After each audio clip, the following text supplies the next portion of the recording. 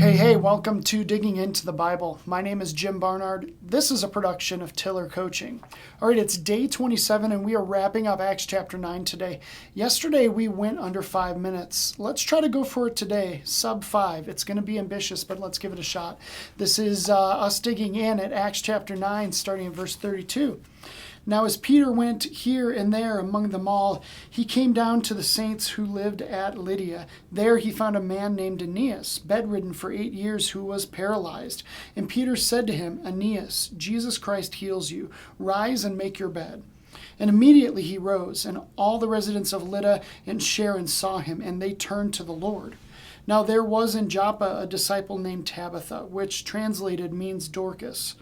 She was full of good works and acts of charity. In those days she became ill and died, and when they had washed her, they laid her in an upper room. Since Lydda was near Joppa, the disciples, hearing that Peter was there, sent 2 men to him, urging him, Please come to us without delay. So Peter rose and went with them. And when he arrived, they took him to the upper room.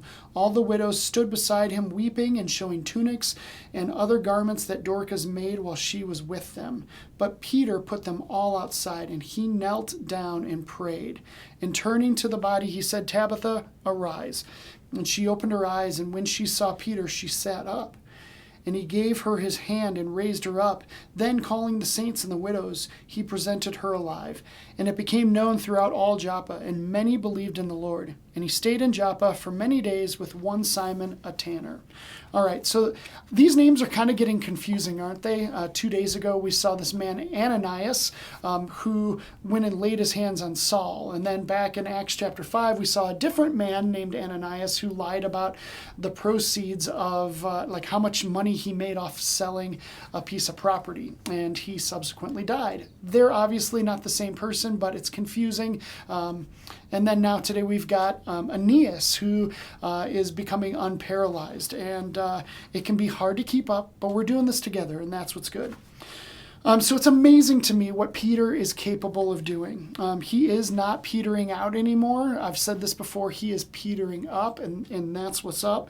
He is doing the same kind of stuff that Jesus was doing, like these same kind of miracles, and it's amazing. And I told you this was going to be ambitious. I want to call back to one of the miracles that Jesus did. This is Matthew chapter 17, starting at verse 14. And when they came to the crowd, a man came up to him, kneeling before him, and said, Lord, have mercy on my son, for he has seizures and he suffers terribly. For often he falls into the fire and often into the water. And I brought him to your disciples, but they could not heal him. And Jesus answered, O faithless and twisted generation, how long am I to be with you? How long am I to bear with you? Bring him here to me. And Jesus rebuked the demon, and it came out of him, and the boy was healed instantly. Then the disciples came to Jesus privately and said, Why could we not cast it out? He said to them, Because of your little faith. For truly I say to you, if you have faith like a grain of mustard seed, you will say to this mountain, Move from here to there, and it will move, and nothing will be impossible for you. All right, so it's easy to hear Jesus' words there and feel like that is a statement of shame. Like, you guys should have more faith. You should be able to do this. Like, get there.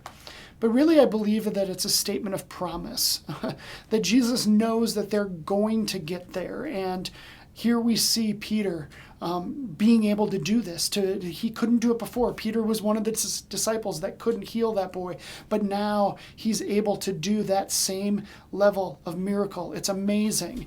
And as I was looking back at Matthew 17 today, I noticed something really weird.